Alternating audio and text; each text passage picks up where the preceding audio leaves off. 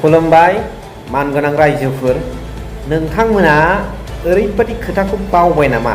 कमेन्ट्सनि गेजेरजों फोरमायहर। बावबायबा बावबाय आरो गोसोआव दंबा दं जे बबे हान्जानि नेताफ्रा थांनाय 5 बोसोराव जोबोद गाज्रि रावै नेताफोरखौ बखियोमोन, रायोमोन, जावोमोन। बे खोथाखौ नोंथांमोना बावबाय नामा? थांनाय 5 बोसोराव बबे दोलोनि नेताफ्रा BPF दोलोनि नेताफोरखौ गाज्रि मुं सुनानै नाम खारि बखियोमोन, इनसाल्ट खालामोमोन, अत्यन्त गाज्रि राव बाहायग्रा होनोब्ला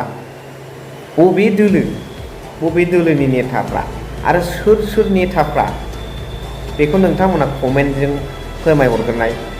दा बेनि फिथाइखौ बिथांमोनाथ' मोनबाय।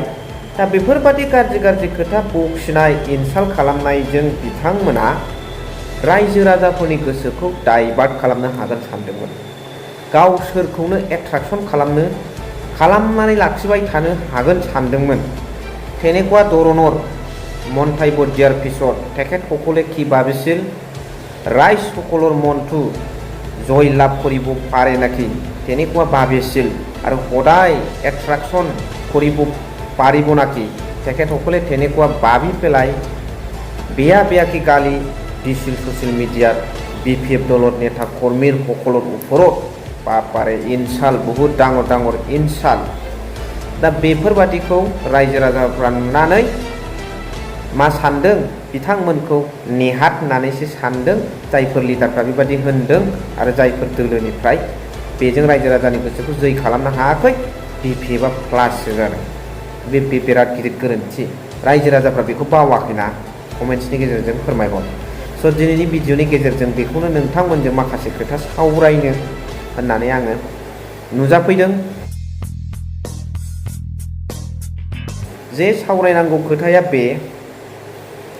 बबे दोलोआ होनोब्ला UPPL दोलोनि माखासे नेताफ्रा, बेबो फिसा नेता नङा, गिदिर नेताफ्रानो, जेरैहाय नोङो फेरेंगा प्रमद बर' बिथांनि आगदा आखाइ, फरेस्ट डिपार्टमेन्टखौ सालायग्रा, बिथाङाबो हाग्रामा महिलारि सारजों लोगोसे BPFनि माखासे नेता आरो BPF दोलोखौ जोबोद गाज्रि रावजों बुङोमोन, जोबोद गाज्रि रावजों इनसाल्ट खालामोमोन।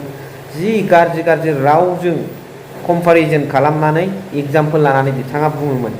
बिराद गाज्रि खोथा बुङोमोन, जायनि जाहोनाव हाग्रामा महिलारि बिथां सारा थांनाय इलेक्सननि केम्पेन समाव मोनसे रायजो राजाफोरनि सिगाङाव खोथा होनो गोनां जादों जे जाय लिडारा UPPL दोलोनि लिडारा गाज्रि खोथा बुङो, बे लिडारखौ गाज्रि रोखोमै फेजेनगोन होननानै हाग्रामा महिलारि सारा रायजोनि गेजेराव बुंनो गोनां जादों।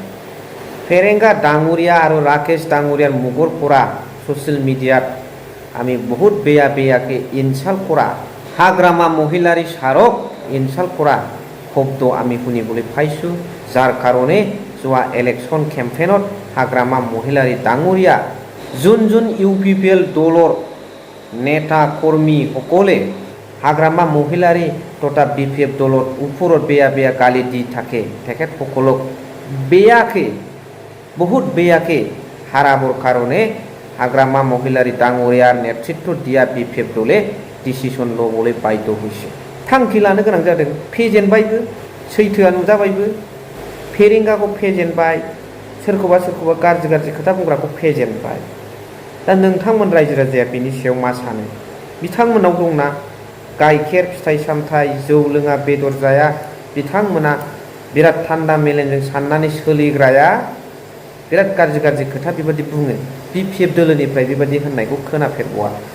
नेता कर्मीफ्रा बिदि इनसाल्ट एथ' गाज्रि इनसाल्ट खालामा, नाथाय बिथांमोननि फिथाइ सामथाइ गाइखेर लोंग्रानियाव खोनायोमोन। आरो मोनसे खोथाया जाहैबाय मा? राकेश ब्रह्म बिथाङाबो जोबोद हाग्रामा महिलारि सारखौ गाज्रि खोथा बुंदों, लाजायै शब्द बुंदों, डाइरेक्ट बाब। दा फिथाइया मा मोनखो? बिथांमोना मा मोनखो? दा मा बुजिखो? रायजो राजाफ्रा सोरजों सापर्ट दं? राइज सकले कार লগত আছে আৰু ৰাইজ সকলৰ আশীৰ্বাদ কাৰ লগত আছে?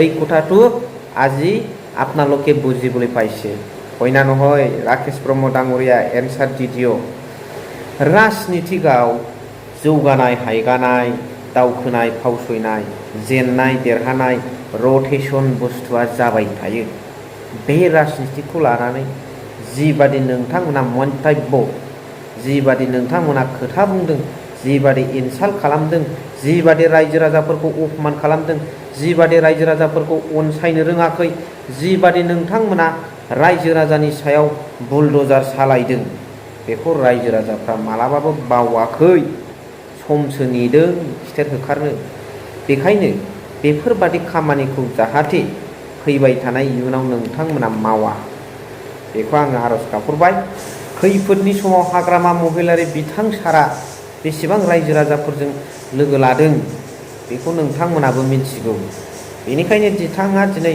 रायजो राजाफोरनि आशीर्बादखौ मोननो हादों राय सकলৰ आशीर्बाद पाবলৈ सक्षम হৈছে हाग्रामा महिलारि डांगरिया दा नोंथांमोना मा सानो कमेन्ट्सनि गेजेरजों फोरमायहरबानो जाबाय आरो जाय लिडार नेताफ्रा दिनै जोबोद गाज्रि थांनाय समफ्राव बिपिएफ दोलोनि नेता कर्मी लिडारफोरखौ हाग्रामा सारखौ गाज्रि मुं सुदोंमोन बखिदोंमोन इनसाल्ट खालामदों बेनि सायाव नोंथांमोना मा बुङो मा कमेन्ट्स होयो कमेन्ट्सनि गेजेरजों जरुर लिरनानै हर स थेंक इउ भेरि माच फर वाचिं लाभ इउ